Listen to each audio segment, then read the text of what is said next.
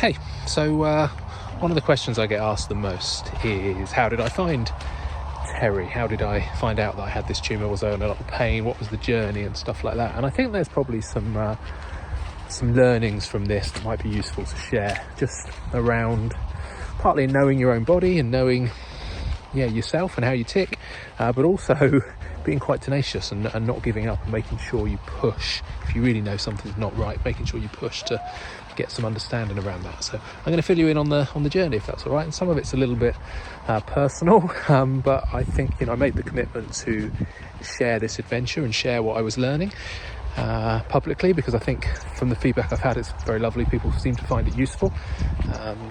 So I'm going to tell you some stuff that, we'll see how it goes.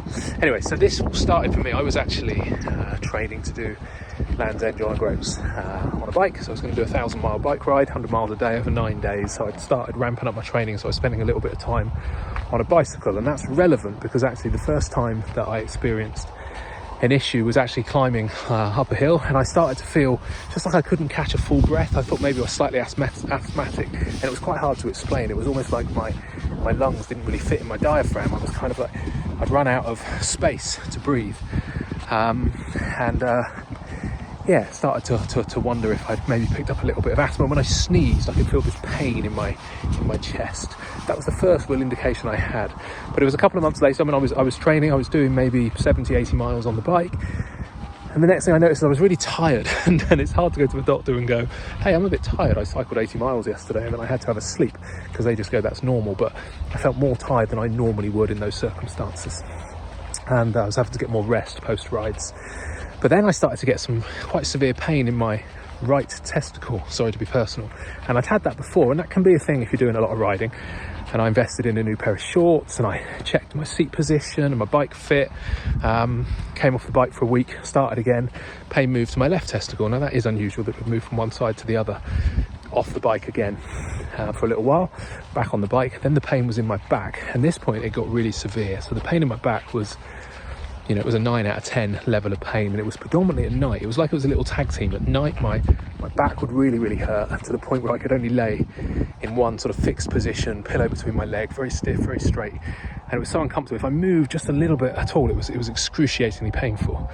But if I stayed really still, I could only stay in that position for maybe 20 or 30 minutes at a time, and then I would become too uncomfortable just by being in a fixed position. So every 20 or 30 minutes at night, I was getting up.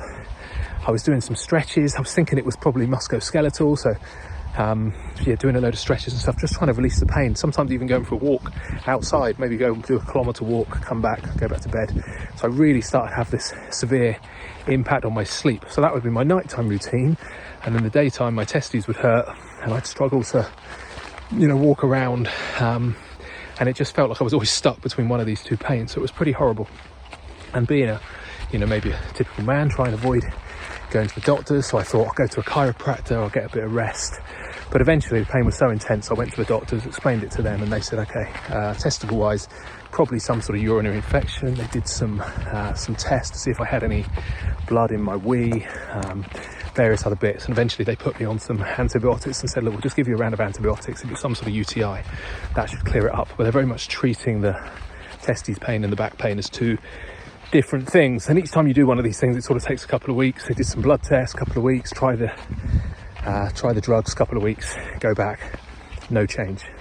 Debilitating to be that exhausted, where I was getting so little sleep over what ended up being a couple of month period.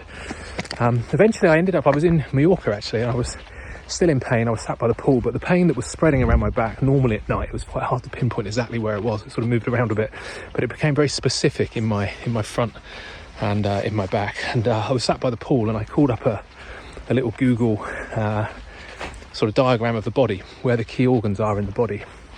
And I found that where the pain was associated around my kidney. And I was like, okay, that's interesting. So I started looking at kidney illnesses, kidney diseases, just doing a bit of research.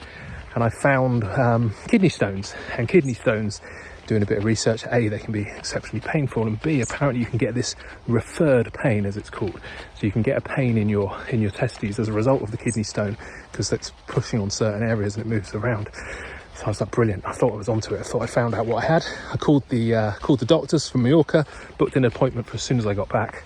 literally day after I'm home, I go into the doctors and I'm like, kidney stones, I think that's what I've got. She was like, okay, she said, I still think it's musculoskeletal. That's my presumption. She said, I still think you should see a physio. I'd seen chiropractor, but she recommended a physio. But she said, I'll go with your theory as well, and we'll see if we can get you a scan of your kidneys, get you a CT scan. She wasn't sure whether I'd have to go to a specialist or whether she could refer directly. But anyway, she could refer directly, went for an x-ray, went for a CT scan. I'm then sat at my desk one day, get a phone call from the doctors.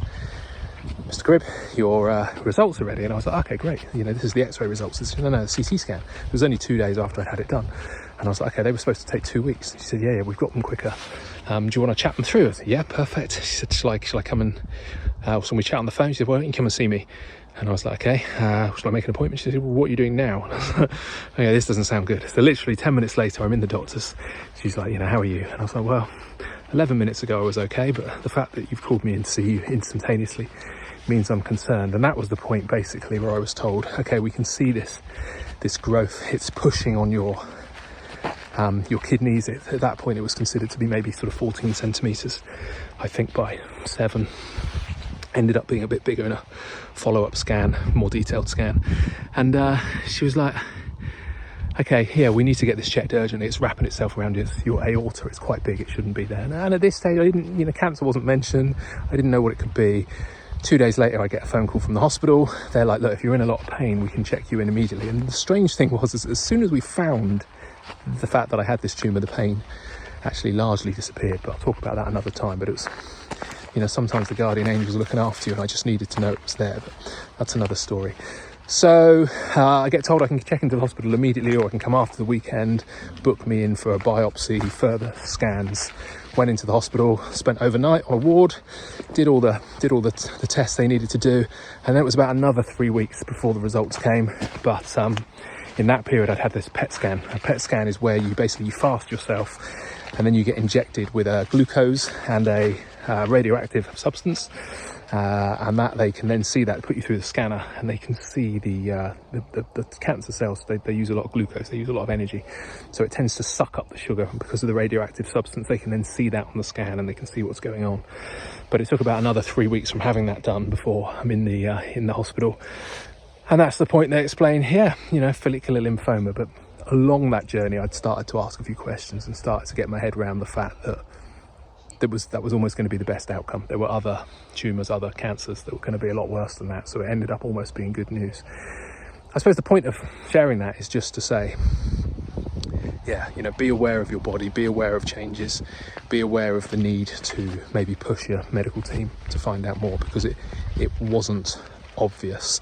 And unfortunately, by the time we found it, it's stage 3/4. 4 fundamentally means that it's above and below my diaphragm. It's one major tumour, but it has, I think the word's metastasised, I can't remember exactly, but it's basically also in another number of other little nodes and smaller areas around my body. And as a result of being stage 4, that's what means that I need the sort of, you know, the gold standard chemo cocktail, steroid kind of thing, and the journey that I'm going on. And I'll talk more about that another time. But yeah, just wanted to let you know how I ended up finding Terry. And with follicular lymphomas, quite often they're small. They're like maybe 1 or 2 centimeters, and you can see them. They're in your neck or in your groin or in your armpit, part of your lymphatic system. But mine specifically was buried in my abdomen, so there was no way really of seeing it without going through this period of pain and then this period of scans. So there you go. There's the journey. That's where we're at. That's how I found Terry. And more to talk about, but we'll do it in another video. Cheers.